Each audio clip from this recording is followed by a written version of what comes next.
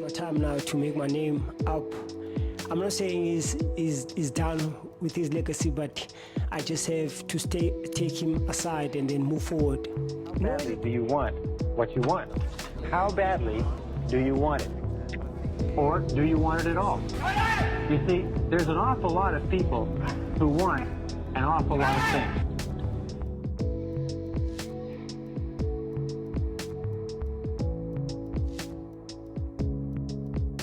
What's up, fight fans? Welcome to my channel. This is Johnny, and in today's video we're going to be taking a closer look at the statistics that nobody talks about when mentioning this weekend's title eliminator at 115 pounds between Charlie Edwards and Sikho. Guys, before I continue, I want to say thank you to all the new subscribers. Thank you to everybody who's been with me since day one. If you haven't already, could you please remember to hit subscribe? Could you also like this video? And pinned in the comment section below is a link to become a Johnny Says Boxing VIP Insider. It's a couple bucks a month. Whichever membership you choose, whether here on YouTube or becoming a Patreon, you get access to our world famous JSB Insider professional betting Discord. This is a growing community. We started last August. We've already surpassed 500 VIPs. Click that link below to find out more. All right, guys, our weekly boxing tour has taken us around the world already. Yesterday, we broke down, discussed, analyzed, and predicted the fight in Houston, Texas, USA between Shock Foster and Raymond Ford. If you haven't seen that video, watch it directly after this one. You could build a nice little two-leg parlay with my prediction from this current video with yesterday's show. That video is linked to this one, so watch that one afterwards. But in this video, we're going to be talking about an IBF title eliminator. We know the IBF champion at super flyweight is Nqothole. This fight goes down at York Hall in London, England, between former world champion Charlie Edwards. He's vying to become a two-weight world champion, trying to turn back the clock and find lightning in a bottle once again in his opponent. This is not just some guy they handpicked. Might not be a household name. True Blues will remember him as traveling to Mexico as the B-side before against Rene Calido. The scorecards didn't go his way. I'm talking about the South African Sikho Nqothole. This is an interesting matchup between a former world champion and a guy who feels it is his time, fighting for everything on the line. So in this video, what we're gonna do is break down both fighters' careers. We're gonna talk a little bit about how they go about their business. And like always, stay tuned to the end of the video. That's where I'll be going over the current Las Vegas odds, and I'll be giving you my prediction, telling you where to put your money. Guys, fight fans should know about these South African fighters by now. It was only 2 weeks ago where we smashed an underdog of the week in Kusay, fighting in the rematch against Melvin Jerusalem. He looked amazing, and that fight went our way. We have another fight a couple weeks later with a South African fighter in Nqothole going to the UK as the B-side, as the underdog, attempting to put himself and change his life to fight for an IBF world title. We know the winner gets Nqothole, and in Nqothole, he's well coached. He's an aggressive fighter, tall for the division, long, uses his jab. He can be technical when he wants to be, but when you watch his tape, he likes fighting on the front foot. He likes pushing the pace and making his opponents uncomfortable.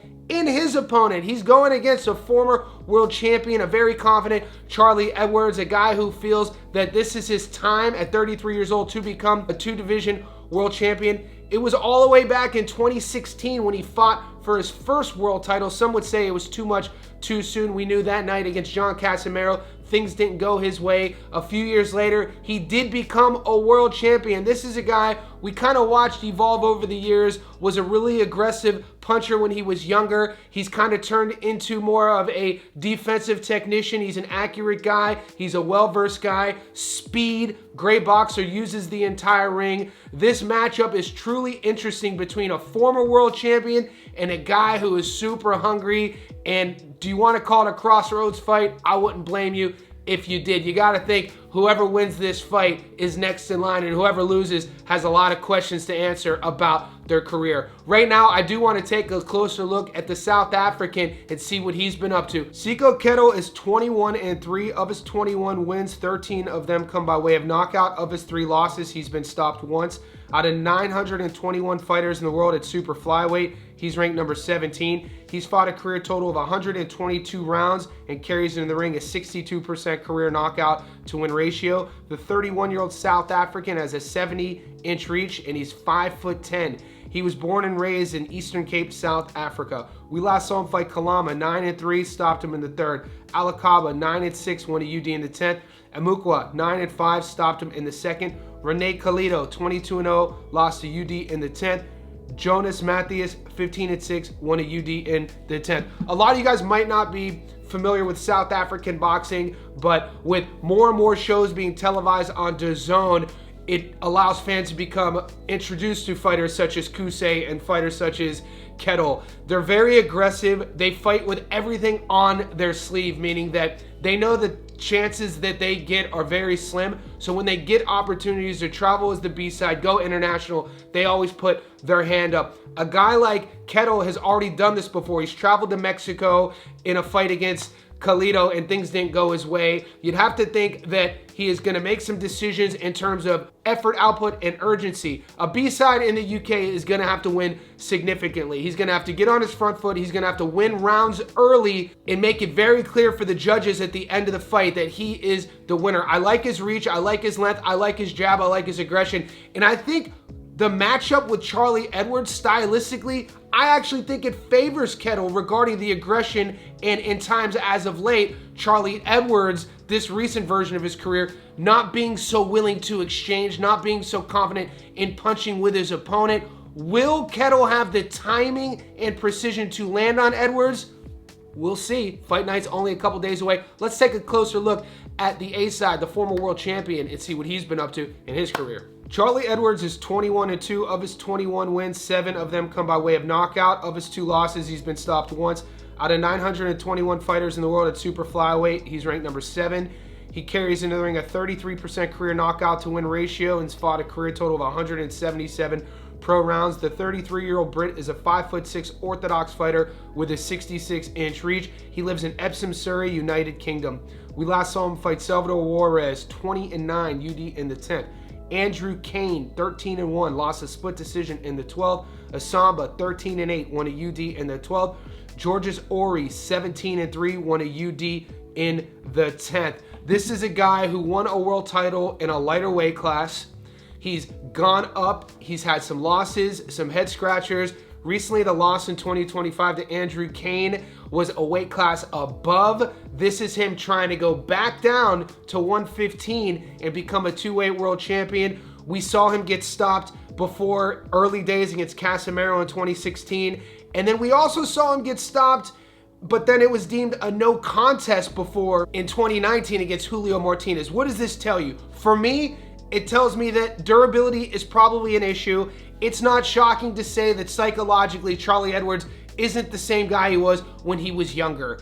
A decade passed in terms of that stoppage loss to Casemiro. It just goes to show you the miles on the clock. Are they too much? Where is the heart? Where is the determination? Is this a guy at 33 years old who wants to get dirty and mix it up with some of the best fighters in the world? He's going to have to go through the fire against the South African. The South African is going to test him, and he's going to be in his face, forcing Charlie Edwards to fight him. That's what makes this fight extremely interesting. Guys, before we get to the odds and I give you my prediction, I do live streams every single day. In those live streams, I do our long parlays. We go over our props, dogs of the week. I take our JSB Insiders questions, and it's one of the main reasons that you should hit notifications right now on the channel so you never miss one of these lives.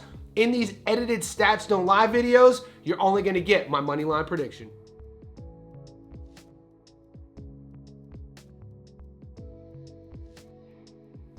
All right, guys, wherever you are in the world, let's pull out our betting apps.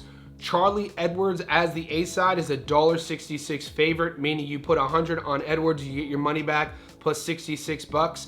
Sikho Nqothole right now is a $2.35 underdog, meaning you put 100 on Sikho, you get your money back plus 135 bucks. I said it earlier, I think stylistically this matchup suits the South African. For him to leave the UK victorious though, he is going to have to leave no questions in the eyes of the judges. He's gonna have to use his normal pace, his normal pressure and aggression, and that mindset of his. I watched all of his interviews this week, and this is a guy who is convinced his time is now at 31 and he's going to leave victorious. When I think about where I'm putting my money, before I tell you that, I want to let you know, guys, if you're still here at the end of the video, I say thank you. And for that, before I give you my prediction, I'm going to give you a 2-leg double that I already have action on going into this weekend as well. Plus, one more thing, I got to give you my prediction. Where's it at?